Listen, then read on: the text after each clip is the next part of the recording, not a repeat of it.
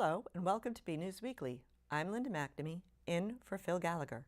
Joining me today are BNews Director Rich Hosford, BNews reporters Tad Stefanak, Robert Paris, and John Vyas, Peter Brown with the weather, Maddie Shipka on community calendar, and Marge McDonald with senior news. Burlington has adopted a new alert system to keep residents informed about emergencies and other time-sensitive information. Police Chief Michael Kent and Fire Chief Stephen Yetman said that they are encouraging residents and business owners to sign up for the town's new Code Red emergency notification system. The system allows police, fire, and town officials to issue important, time-sensitive emergency notifications to residents and frequent visitors in situations such as evacuations, fires, floods, crimes, chemical spills, severe weather storms, and gas leaks. The notification system will also be used to notify residents of important non-emergency information, including road closures, trash collection schedule changes, and snowplow schedules. Registration for Code Red is customizable to each resident, allowing people to choose which alerts they'd like to receive as well as their preferred medium of contact, including voice messages, text messages, and emails. In addition to town-wide notifications, alerts can also be sent to specific streets and neighborhoods to ensure that residents in affected areas receive relevant information. To sign up for Code Red alerts, find the link on our website at bkettv.org/bnews. The Burlington Parks and Recreation Department held their third annual Light It Up Blue event at the Grandview Farm. The event was a way for residents to show their support for Autism Awareness Month. BNews reporter Robert Paris was there and has this look. If you recently drove by the town common, you may have noticed a change in the colors of the street lamps. Blue. On Tuesday evening, the Burlington Parks and Recreation Department held an event called Light It Up Blue. So Light It Up Blue is a global initiative to support Autism Awareness Month.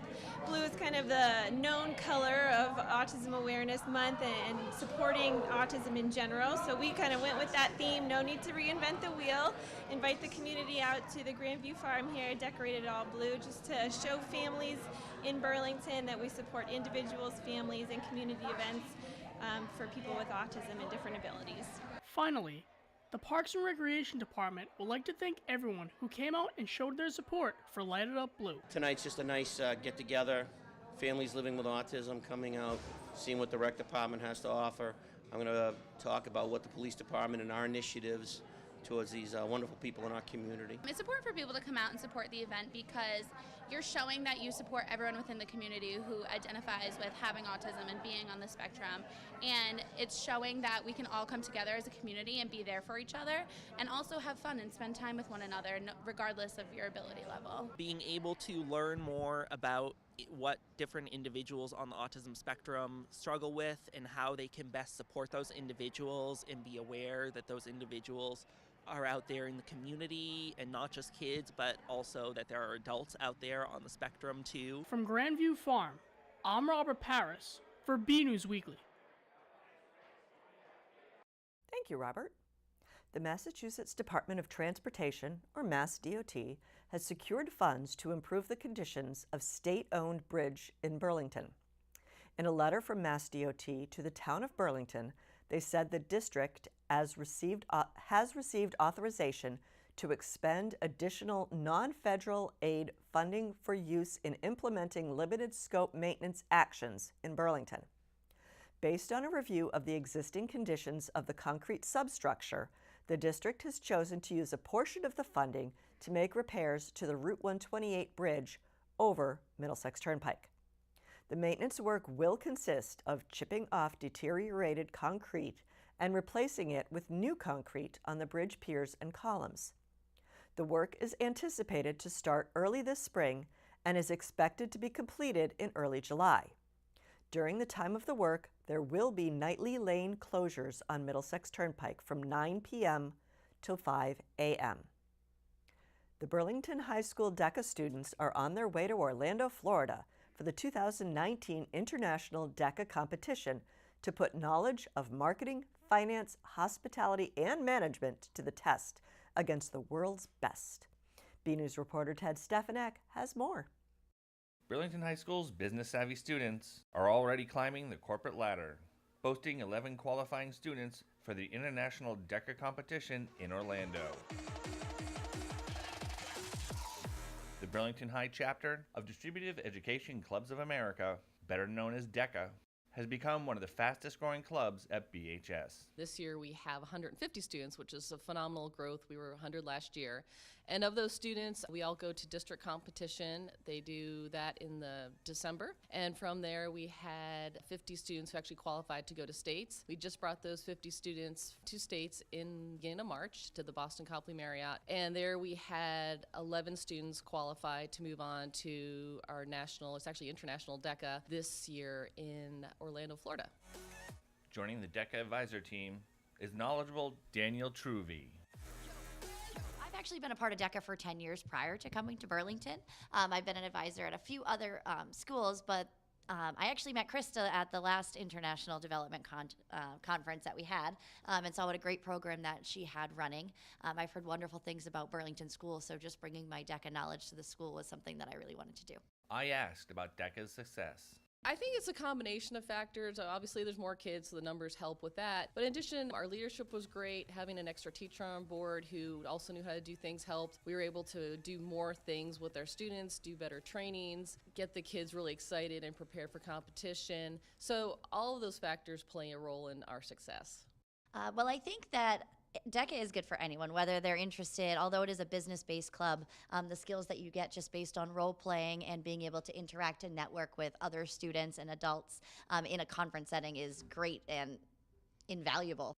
DECA students fundraise all year long to help fund their activities. We just actually had a huge show called The Best of BHS this March, where it was like a comedic talent pageant show that, thank goodness, Danielle Truvy was able to really help run because she had done that in a prior school. Burlington High's business-based club maintains ties with the Burlington business community. We're constantly in touch with businesses here, both for helping, for support, and also our students, since we work with some of these business students, we work with them to go on internships.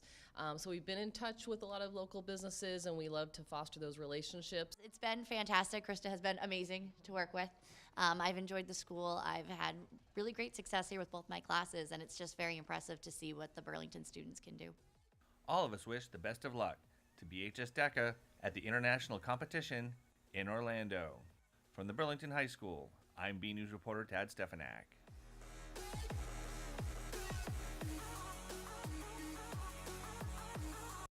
Thank you, Tad. Leahy Hospital has teamed up with other local medical facilities to conduct a community health assessment and are asking residents of multiple towns in the Burlington area to take a survey to help identify issues affecting the health and safety of people in the area. The information gathered will help them develop health improvement plans that address these issues and guide their decisions on investments in community programs and services. They say all input is extremely important to them. In the survey, participants are asked things like what factors they believe prevent people from living a healthy life, which communities are most vulnerable, and the most pressing health issues people struggle with, and what might prevent people from seeking medical care, among others. They estimate the survey will take about 10 minutes to complete. To take the survey, find the link on the Burlington Town website at burlington.org. Bring on the beats! The talented and hardworking Burlington High School Chorus is having a successful year, celebrating at the All-Town Chorus Concert and vying for a spot at the Massachusetts Instrumental and Choral Conductors Association completion. BNews reporter Tad Stefanak has this look. This week marks the Burlington Public Schools' second annual All-Town Chorus Concert, and the Burlington High School Chorus is just getting warmed up.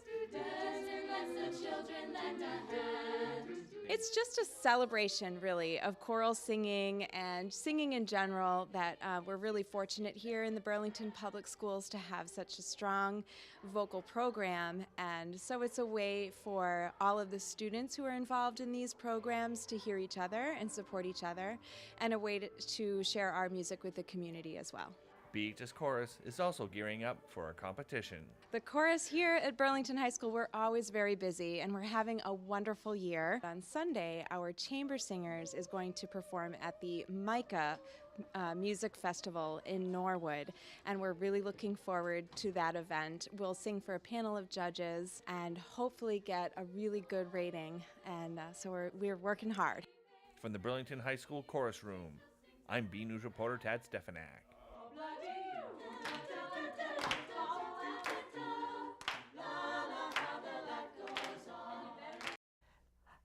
Thank you, Ted. Fans of comic books, movies, and video games alike flew over to the Burlington Public Library for their first annual Comix-Con, showcasing fun pop culture-esque activities. BNews reporter John Vias was there to check out all the action and has this report. For decades, the world of comic books, movies, and video games have captivated millions of people around the world. On Saturday, March 30th, some of the town's biggest pop culture fans joined forces at the Burlington Public Library for their first annual Comix-Con. The event was filled with local vendors, cosplayers, and fun activities for all ages. I was joined by BNews volunteer reporters Desi Moreno and Jack Carey, who spoke with the library's director, Michael Wick, on how the event was put together. What's going on today at Comix-Con? Well, today we're having a library-wide event. It's going to be all day long from 10 o'clock in the morning until 4 o'clock in the afternoon. We've got programs happening all throughout the day. We've got exhibitors who are showing up, comic creators, comic retailers, virtual reality setups, trivia, crafts all throughout the day, and events just going on all throughout the library. There's a couple of staff in particular who've been wanting to do this for some time, and so we got the funding and we're able to run with it. It's all thanks to the staff. So is there any more things you can tell us about your store, what you sell? Well, we sell comics, we sell vintage toys, gaming product, records. Of course, no Comic-Con would be complete without a visit from some familiar faces you just might recognize. I'm here with the Dark Knight himself, Batman. So how's the con been treating you? It's been great. I've loved it. This is great. So many fans, so many Bat fans, Little Robins, Spider-Man, Superman. It's been awesome. How has Comic-Con been to you today? Oh, I love it. It's very magical. We met lots of little princes, princesses, superheroes, a mini Spider-Man. It's very exciting. So how has the con been treating you, and how was your panel? This event has been great. All the kids are all smiles, very happy to be here, very excited, very energized. But we really focused it in, and they're doing really well. This place is great. Do you know where we can find any more information about Rising Storm Karate? Sure. Well, I have a martial arts school, and you can find more information at risingstormkarate.com. Could you tell us a little bit about the company Ice Queen? Sure, we are a child's entertainment company, and we mainly work on the North Shore, but we can be anywhere in Massachusetts, New Hampshire. We travel a lot, and you can find us on Facebook or Instagram at Ice Queen Cosplay Princess Parties. Even before it started, we were looking at what we've been doing and kind of the response we've been getting, and so we've already starting to formulate our plans for next year to make it even bigger than this and better. The best part for us is seeing all the kids light up, and it's very magical and rewarding. Be sure to catch the full coverage of Burlington's Comix-Con right here on BCAT. From the Burlington Public Library, along with Desi Moreno and Jack Carey, I'm John Vias, and you're watching BNEWS Weekly. The Massachusetts State Police will once again be on the lookout for intoxicated drivers. According to the state police, they will hold a sobriety checkpoint somewhere in Middlesex County on Saturday, April 12th into Sunday, April 13th. Colonel Carrie A. Gilpin, Superintendent of the Massachusetts State Police, said the purpose is to further educate the motoring public and strengthen the public's awareness to the need of detecting and removing those motorists who operate under the influence of alcohol and/or drugs from our roadways. Colonel Gilpin added that the checkpoint will be operated during varied hours. The selection of vehicles will not be arbitrary, safety will be assured, and any inconveniences to motorists will be minimized with advanced notice to reduce fear and anxiety. We are happy to launch our new segment, Who Works for Burlington?, where we will talk with town employees not often seen on television or read about in the news. It is our attempt to highlight the hard work of people who make the town work behind the scenes. Up first, Town Archivist Daniel McCormick. Let's take a look. The town of Burlington has many talented employees in its various departments, and while residents see and talk to some of them on a regular basis, there are others who are not often in the public eye. What they do may be unknown to most residents, and with that in mind, we are launching our new BNEWS segment, Who Works for Burlington? Up first, we are heading into the basement of Town Hall, where the majority of documents created in town end up. We paid a visit to Town Archivist Daniel McCormack, who has been in the position for 17 years, to learn more about what he does and how he does it. We are very much the corporate archives for the town. Okay, we're an institutional archives. We hold onto the business records of the town. Our emphasis is more on operations of the town as opposed to the social life and customs of Burlington. There are a lot of details to know when it comes to archiving, both in the sense of the rules and regulations of document retention and disposal, and in physically keeping materials, often paper, for long periods of time. It is a job that requires some extensive training and education. My background is originally in journalism. I spent 10 years in journalism.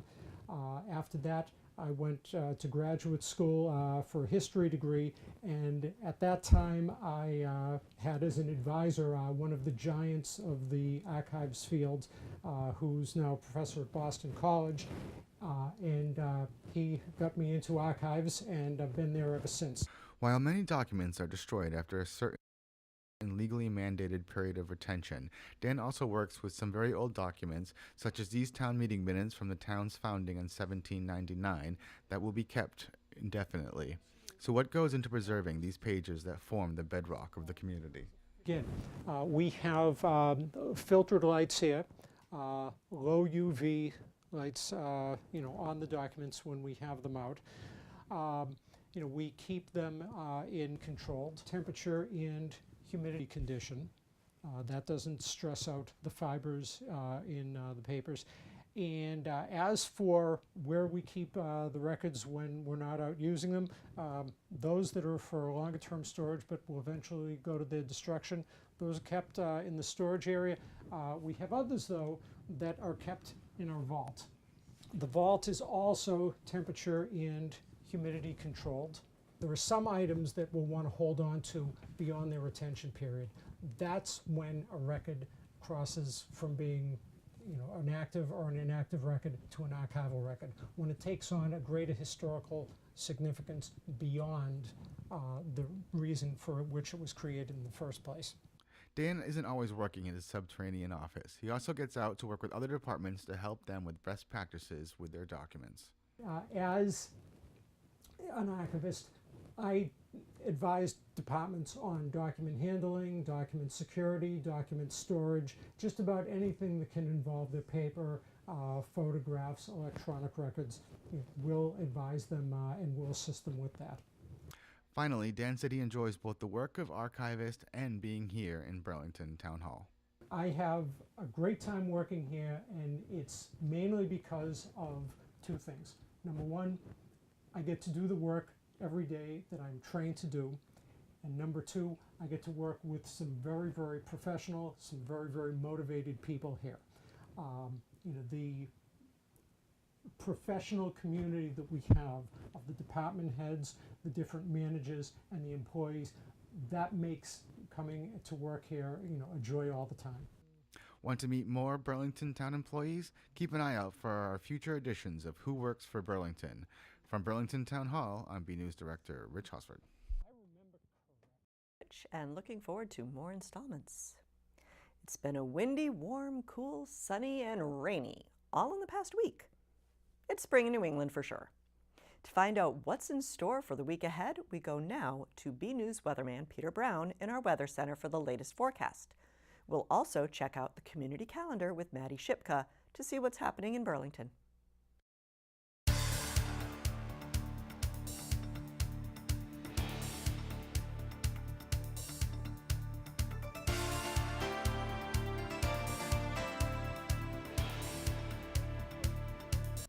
Well, hello everyone, and this is Peter Brown with Oak Is Your Weather for the next 7 days. And starting out our period here, we're getting into the meat and potatoes of April now. We should be seeing some really nice weather coming up, but unfortunately, looking out the next 7 days, if you're not a fan of the wet weather, Looks like this really isn't going to be your week. And starting out our period on Friday, look at this. We're going to see temperatures almost 10 degrees below average. So if you're stepping out around in the Burlington area, going to work, going out shopping, going to dinner, it is going to definitely be chilly out there, especially for the beginning of April. And if you're going out at night, of course, temperature is going to be about average for the time of night, but still going to feel kind of chilly and raw out there with the damp weather around. As you can see at this time of the year, our record highs start to get up into the 70s and 80s, so that's something to definitely look forward to. We're not going to be anywhere near those types of temperatures, unfortunately, for the next 7 days. And as we head out towards the end of our period, look at this. We're starting to see average highs that should be starting to creep up near 60, and looks like, unfortunately, though, we're going to be a little bit away from that. It's going to be kind of a chilly week coming up. The only other thing that reminds you that spring is here is the days keep getting longer and longer. So let's take a look now at what we're looking for, the outlook for our temperatures and precip for the next week or so here in the Burlington area. Now, starting out from the Climate Prediction Center with a look at what we're looking for, chances of precipitation. Up here in the New England area and all of Burlington, everything like that, looks like we are definitely expecting an above average chance of precipitation, and that is definitely going to be reflected as we see the 7-day later on in the forecast. As we go ahead, we're going to take a little bit about look at the temperatures and what we're expecting in those terms. And unfortunately, up here in the Burlington area and all of New England, in fact, actually pretty much the northern half of the country, looks like we're expecting temperatures to be at or below normal. And that includes us here in the Burlington area, unfortunately. If you want any real summertime heat, you're going to have to head down to southern Florida or down into Texas. So unfortunately, that heat is not going to be making it towards the Burlington area over the next 7 days. Now, as we go ahead, let's take a look at some of the weather and the temps that we're expecting. Again, starting out Friday, we're going to see that chance of some light showers and drizzle around. Temperatures pretty cool, only in the mid-40s. As we get into Saturday, though, we're going to see that chance of showers continuing in the morning, but then temperatures are going to really ramp up into the upper 50s to near 60. Sunday looks like it's going to be almost the pick of the week really coming up. Unfortunately, there's really not going to be too much sunshine after we get past Sunday, with temperatures in the mid-50s. Now, looking at this on the map here, Monday, Tuesday, and Wednesday. Looks like we're going to have cloudy for 3 days solid, maybe a good shot of rain, and on Wednesday morning, we might have to take a little bit of a look. There's going to be a storm pulling away from us, and this high of 52 might be in the morning, and this could pull down some cooler air as we get into the middle of the morning. Not sure if we might see some wet snowflakes mixed in. Doesn't look like it right now, but something to keep an eye on. Of course, nothing accumulating, no needs to have any snow plows out, anything like that. And as we round out a period on Thursday, sun comes out, but look at this, temperature's only around 50, so staying kind of chilly out there. So everyone, get out there, enjoy the weather, and have a great week.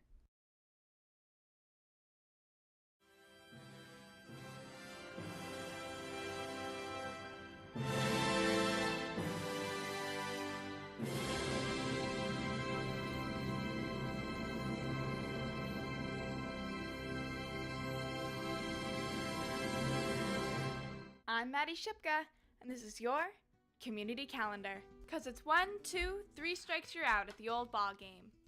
On Monday, April 8th at 1 p.m., local singer and guitarist Howie Newman will be coming by to celebrate the beginning of the 2019 baseball season at the Burlington Senior Center. Newman will sing baseball songs, offer up baseball trivia, and talk about his days on the Bo Sox beat as a former sports writer. He will also play classic songs, including the music of Johnny Cash, Neil Diamond, and Doris Day.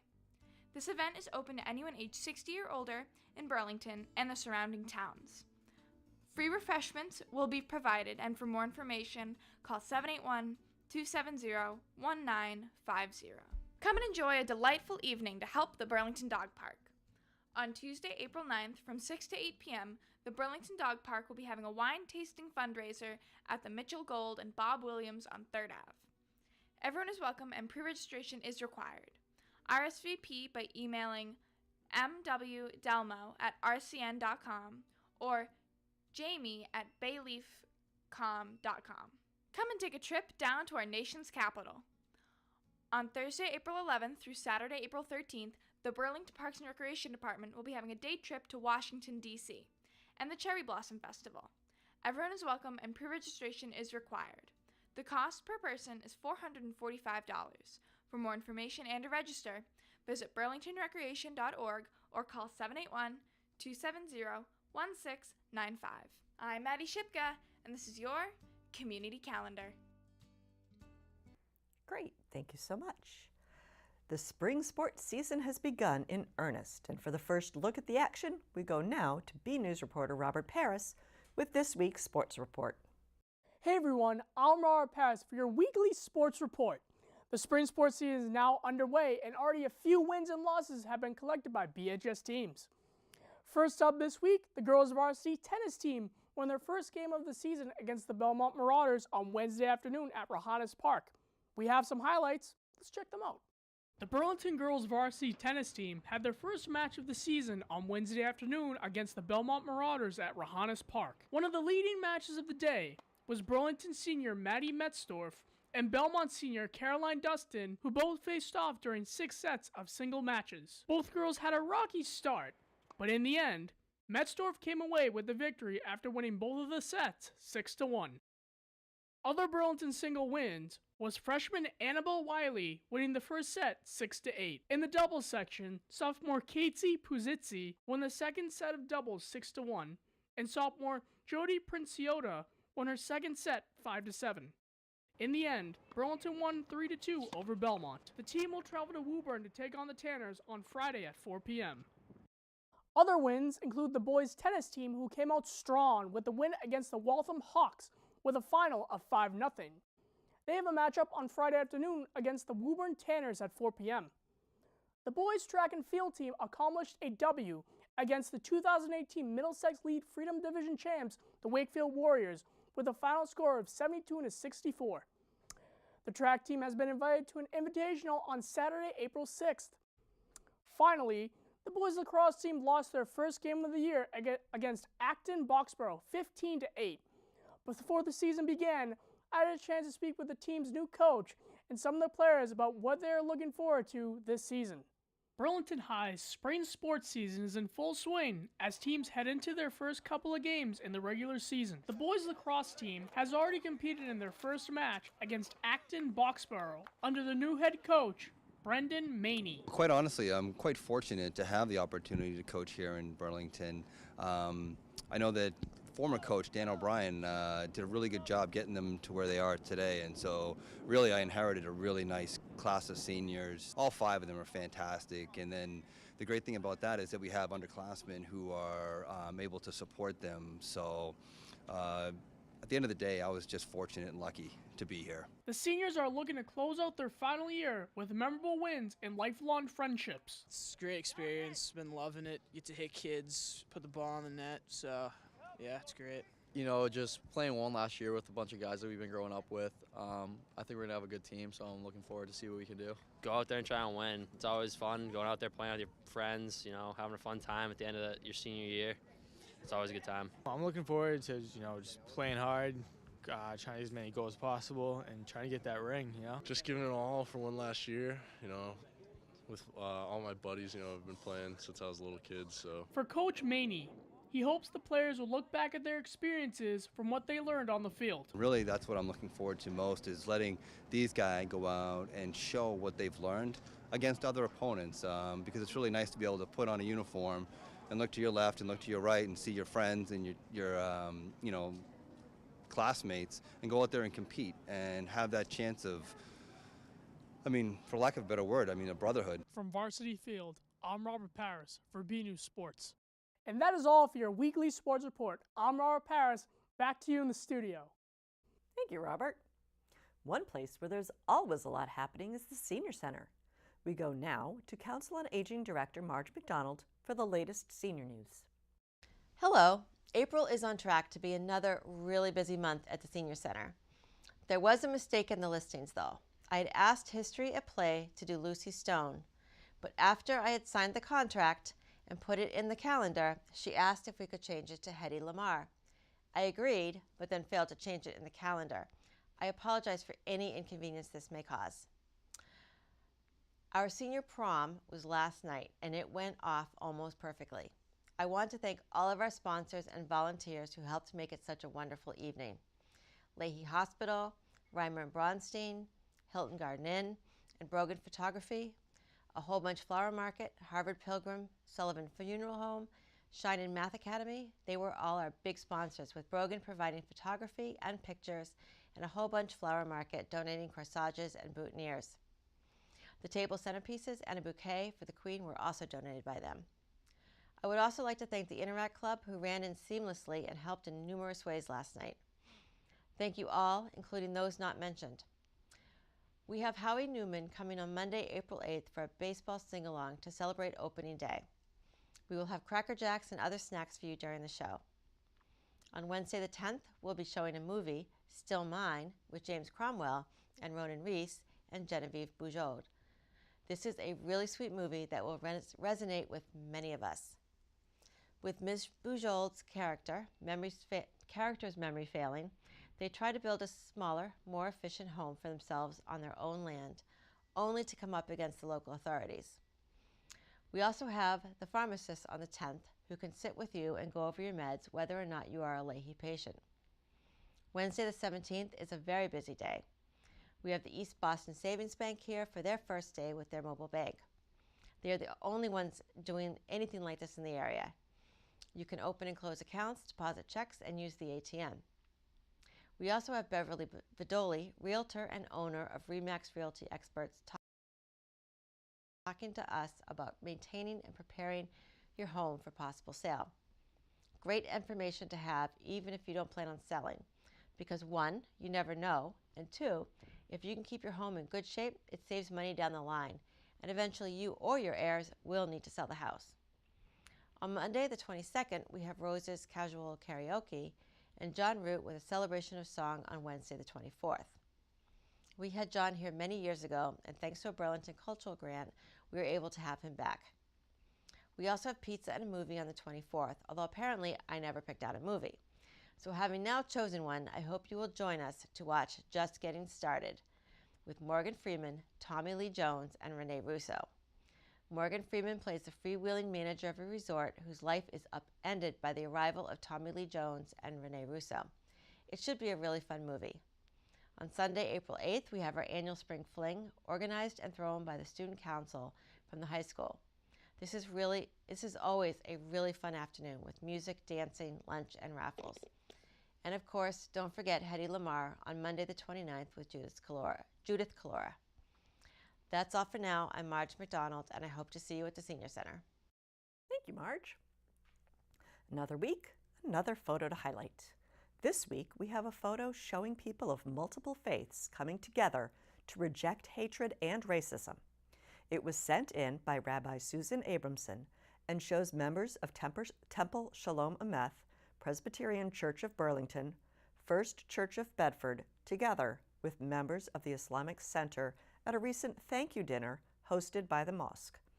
The dinner was in response to a peace vigil, attended by many area residents, held at the Islamic Center during Friday prayers the week before, meant to show support for the Muslim community in the wake of the New Zealand shootings. Thanks for the photo, Susan. We'd like to see your photos. They could be of something you see around town, the weather outside your own door, or even photos of your family members and pets. Whatever you think is interesting and would like to share. Email your photos to bcat@bcattv.org with the subject line, Photo of the Week. Well, that's it for this week's edition of BNEWS Weekly. I'm Linda McNamee. Have a safe and pleasant springtime, and I'll see you around town. Good night.